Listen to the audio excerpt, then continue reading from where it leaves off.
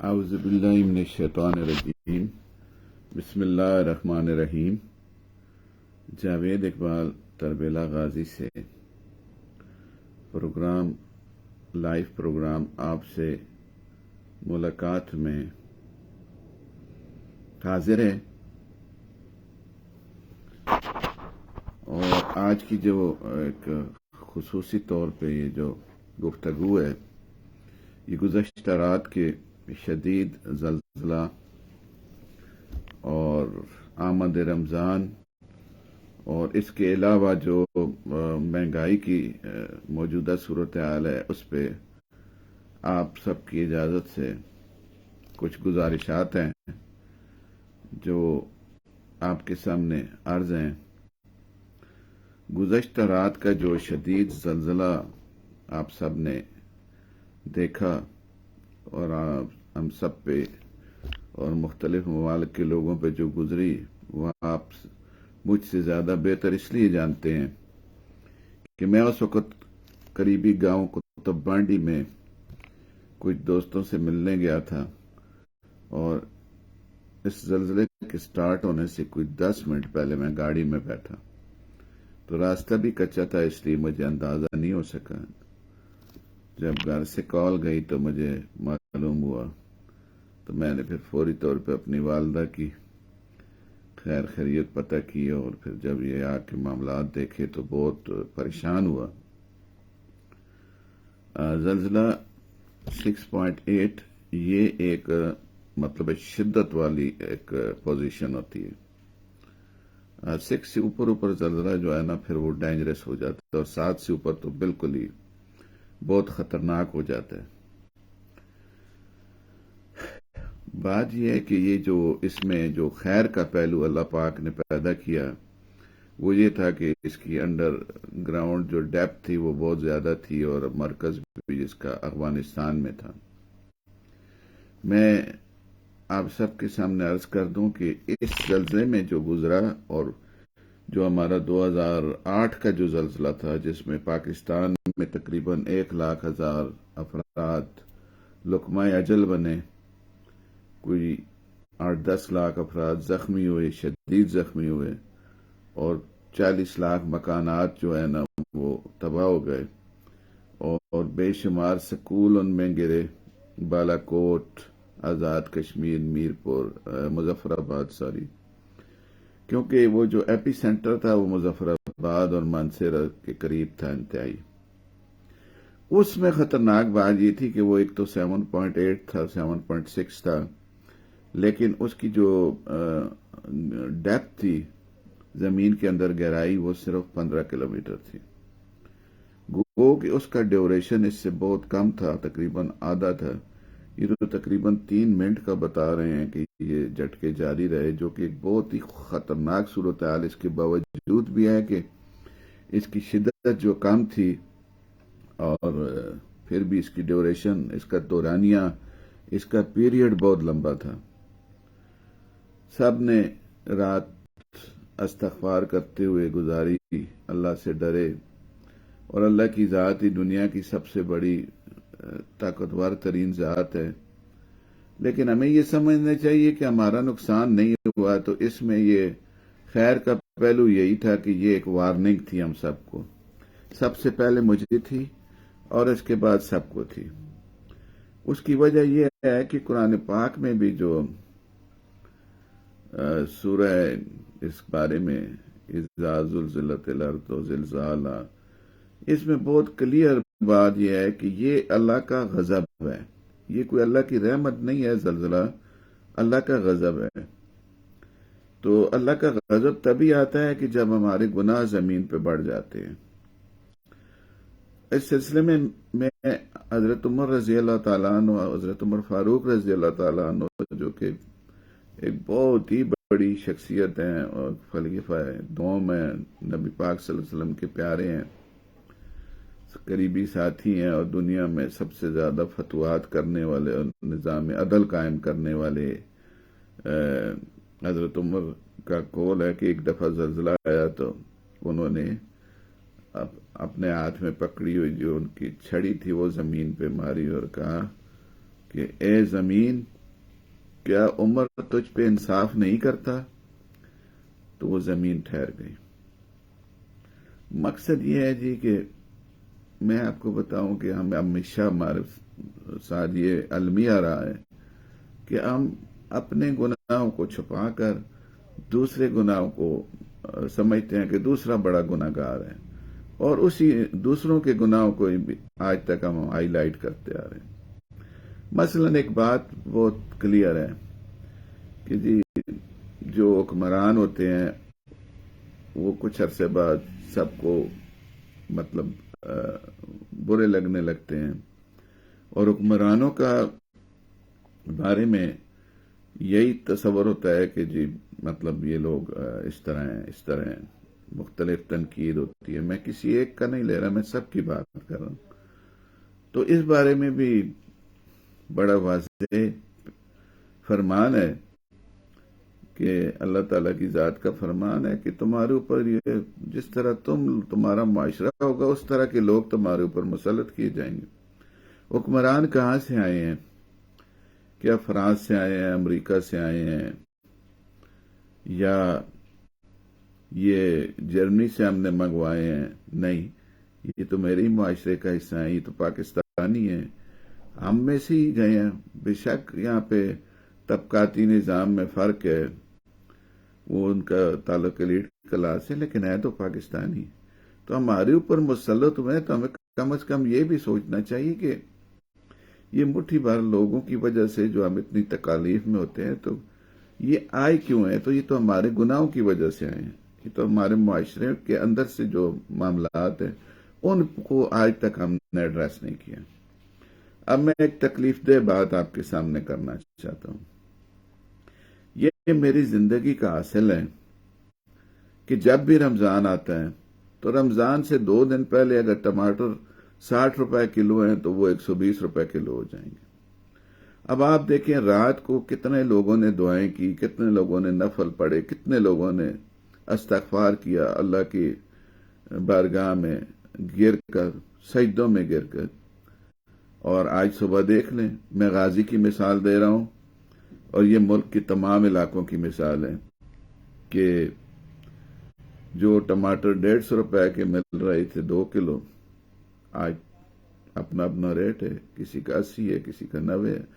غرض ہے کہ ہر وہ چیز جو ہم نے روزوں میں کھانے پینے کی اشیاء ہیں، فروٹ ہے، سبزی ہے، وہ تمام ملک میں ایک رات گزرنے میں مہنگی ہو گئی۔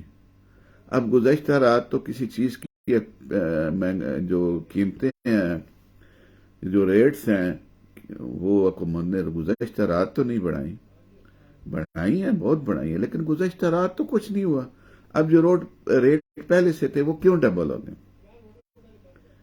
پھر ان پیسوں سے ہم پیسے کما کے ہم حج کرتے ہیں، ہم عمرہ کرنے جاتے ہیں، 5 وقت کی ہم نماز پڑھتے ہیں۔ میں نماز بہت اچھی بات ہے نماز پڑھنا، لیکن نماز اگر ہمیں ہمارے برے کاموں سے ہمیں نہیں روک رہی تو ہمیں سوچنا چاہیے کہ کیا شاید کہیں ہمارے رزق میں فرق تو نہیں ہے۔ تو یہ چیزیں جو ہے نا، یہ چیزیں بہت تکلیف دیتی ہیں کہ ایک رات کا زلزلہ آپ صبح دیکھ لیں، مہنگائی، اور اس مہنگائی میں کہ آج وہ دور ہے کہ غریب مزدور کی دیہڑی ہے 800 روپے، آٹا شہروں میں 160 روپے سے 200 روپے کلو کے درمیان مل رہا ہے، اور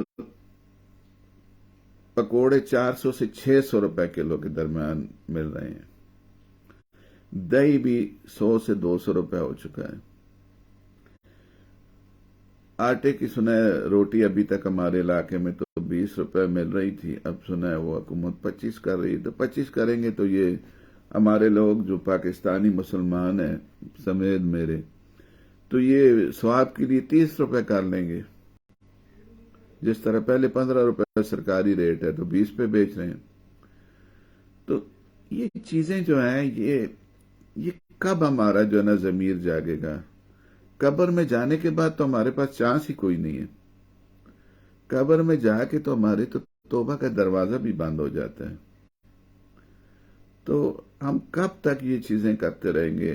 دوسروں کا خون پیتے رہیں گے، دوسروں کے اس طرح کی جو تکالیف دینے میں ہمیں مزہ آتا ہے، دوسروں کا حق ہم کھاتے رہیں گے۔ میں پھر آپ کو کہہ رہا ہوں، سب سے پہلے میں اپنے آپ کو کہہ رہا ہوں، تو جب تک ہمارا معاشرہ ٹھیک نہیں ہوگا، نہ حکمران ٹھیک ہوں گے، نہ بیوروکریسی ٹھیک ہوگی، اور نہ ہی کچھ اور لوگ ٹھیک ہوں گے۔ تو معاشرہ ٹھیک کرنا تو مجھے اپنے آپ ٹھیک کرنے کا اختیار اللہ نے مجھے خود کا دیا ہوا ہے، تو میں اپنے آپ کو ٹھیک کیوں نہیں کرتا؟ مجھے نہیں پتا کہ یہ رمضان کی آمد سے پہلے میرے پاس جو کچھ اللہ کا دیا ہوا اس پہ زکوٰۃ بھی آتی ہے۔ مجھے نہیں پتا کہ میرے پاس اللہ کا دیا ہوا بہت کچھ ہے، تو میں نے آس پاس نظر ڈال کے تو مستحق لوگوں کی امداد بھی کرنی ہے۔ اب یہ تو سب کو پتا ہے۔ اور ایک اور گزارش کہ میں اپنے گھر میں اتنا کچھ لاؤں گا کہ اللہ معاف کرے وہ فالتو ہو کے تو وہ پھینک دیا جائے گا، لیکن میں اپنے پاس پڑوس میں نہیں دیکھوں گا کہ چلو یار جو کچھ مجھ سے بچ گیا ہے، مجھ سے فالتو ہے، وہ تو کسی کے کام آ جائے۔ پڑوسی کے حقوق کے بارے میں نبی پاک صلی اللہ علیہ وسلم کا فرمان ہے، اور قربان جاؤں میں اس ہستی پہ کہ جن کے منہ سے نکلا ہوا ایک ایک لفظ سونے کا لفظ ہے، گولڈن ورڈ ہے۔ انہوں نے کہا کہ جبرائیل امین پڑوسیوں کے حقوق کے بارے میں میرے پاس اتنی بار تشریف لائے کہ مجھے یہ ڈر ہوا کہ اب اگلی دفعہ جب آئیں گے تو وہ کہیں گے کہ پڑوسی کا جائیداد میں بھی حصہ ہے۔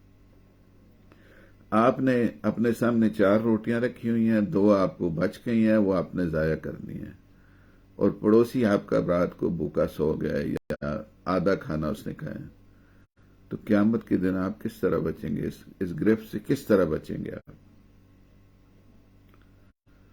یہ چھوٹی چھوٹی باتیں ہیں، اگر سوچیں تو یہ بہت بڑی بھی ہیں، اور میں ان دکانداروں کو اللہ کا واسطہ دیتا ہوں کہ ملک میں حالات بہت خراب ہیں۔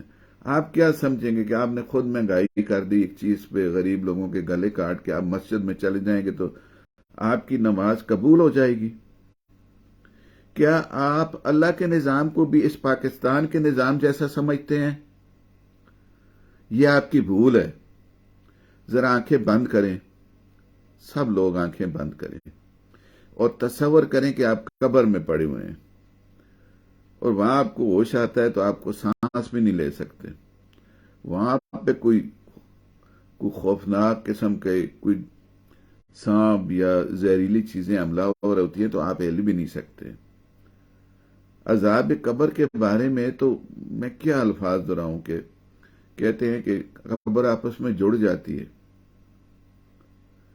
تو یہ چیزیں ہم نے سامنا نہیں کرنا، ان کا ہم نے مرنا نہیں ہے، ہم نے قبر میں نہیں جانا، ہم نے اللہ کو حساب نہیں دینا، ہم نے اللہ کے بندوں کے حقوق پورے نہیں کرنے، تو پھر تو ٹھیک ہے، پھر روزانہ ریٹ بھی بڑھائیں، جس کی جو برائی ہے، جس نے کسی سے زمین چھیننی ہے وہ بھی چھین لے، جس نے ماں بہنوں کو حقوق سے محروم کرنا ہے خوشی سے کر لے، کیونکہ اللہ کو جواب نہیں دینا ہے نا۔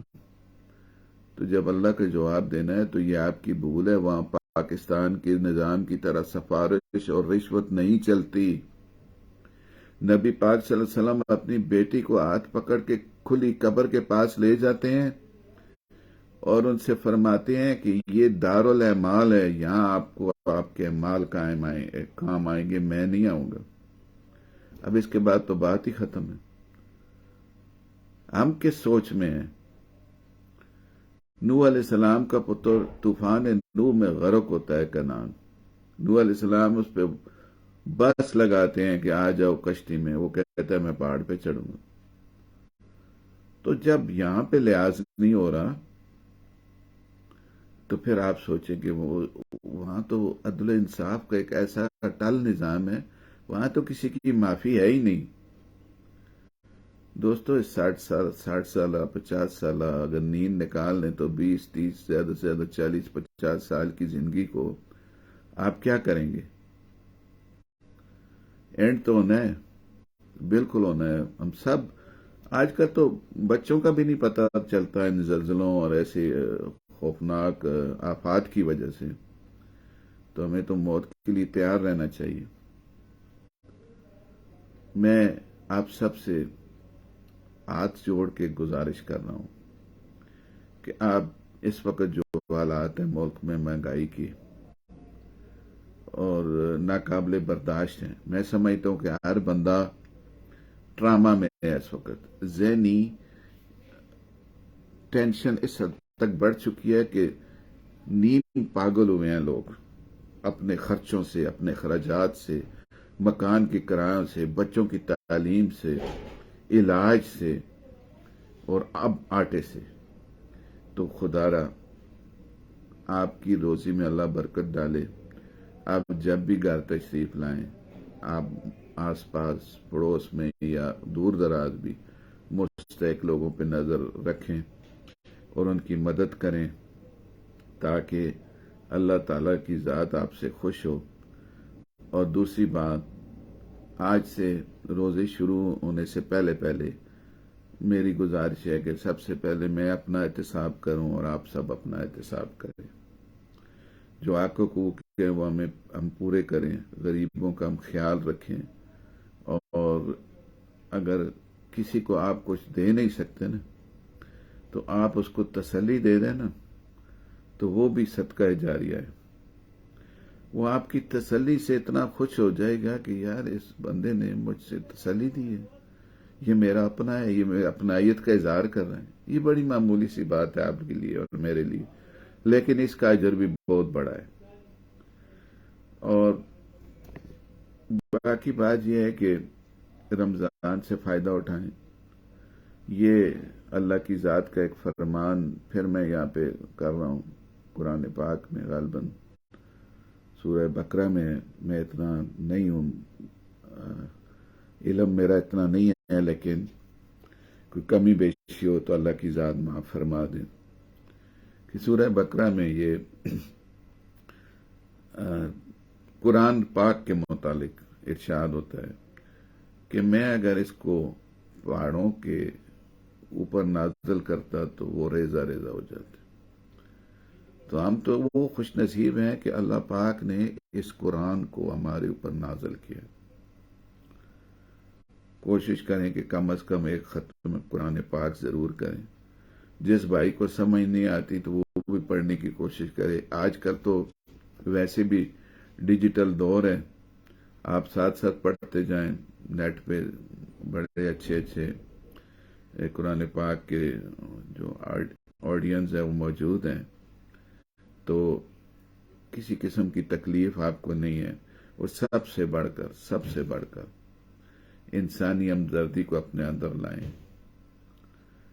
یہ اس لیے بھی بہت ضروری ہے کہ آج تک اس ملک کی صورتحال وہ نہیں ہوئی جو ابھی ہم برداشت کر رہے ہیں، اور مہنگائی کی وجہ سے لوگ آٹے کے لیے ذلیل ہو رہے ہیں۔ تو یہ مسئلہ جو ہے نا، یہ ہم سب مل کر حل کر سکتے ہیں یا اس میں کمی کر سکتے ہیں۔ یہ صرف حکومت کا فرض نہیں ہوتا، حکومتوں کے فرض نہیں ہوتے، ہمارے فرائض بھی کچھ ہیں، ہمیں وہ کرنے پڑیں گے، ورنہ ان چیزوں کا ہم سے حساب کتاب لیا جائے گا، اور قیامت بہت قریب ہے۔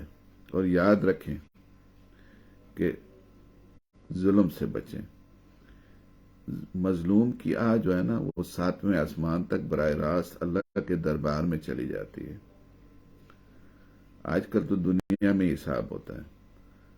تو ہم صرف یہ نہیں ہے کہ الحمدللہ مسلمان ہیں، بلکہ مسلمان کا کام ہے کہ وہ اپنے آپ کو نبی کریم صلی اللہ علیہ وسلم کی رول ماڈل لائف کو اپنائے، تو تب ہم عمل کے بعد مسلمان ہوں گے۔ جس طرح حضرت علامہ اقبال صوفی اور درویش شاعر ہیں، اور بالکل میرے پسندیدہ ترین ہیں، ان کے کلام میں بہت گہرائی ہے۔ ان کا ایک شعر عرض ہے: عمل سے زندگی بنتی ہے جنت بھی جہنم بھی، یہ خاکی اپنی فطرت میں نہ نوری ہے نہ ناری۔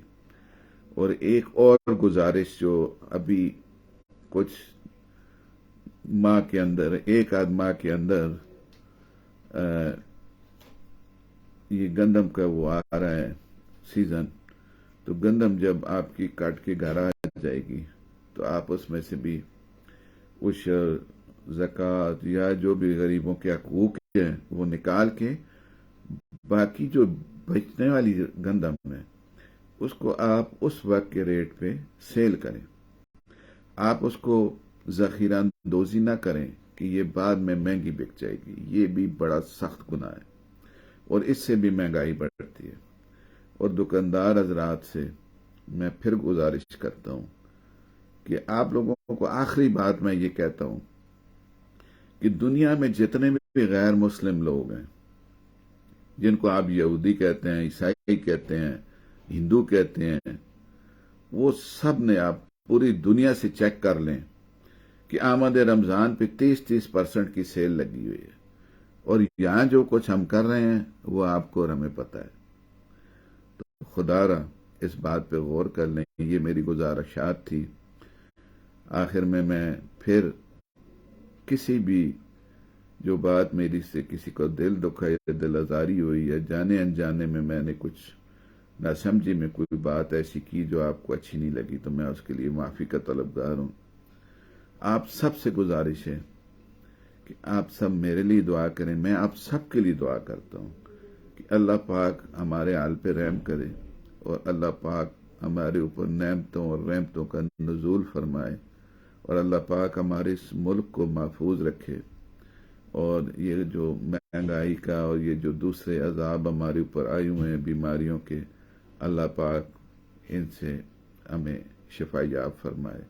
اللہ پاک سب بیماروں کو شفا یاب فرمائے. اللہ پاک مصیبت زدہ کی مصیبتیں ختم کرے. اللہ پاک آزمائش والوں کی آزمائشیں ختم کرے. یا اللہ ہم تیرے بغیر کچھ بھی نہیں ہیں، تیری مدد کے بغیر کچھ بھی نہیں ہے. تو ہی ہمارے حال پہ رحم فرما. والسلام. خوش رہیں، آباد رہیں. اللہ تعالیٰ آپ سب کو ہمیشہ خوش رکھے. جاوید اقبال، تربیلا غازی.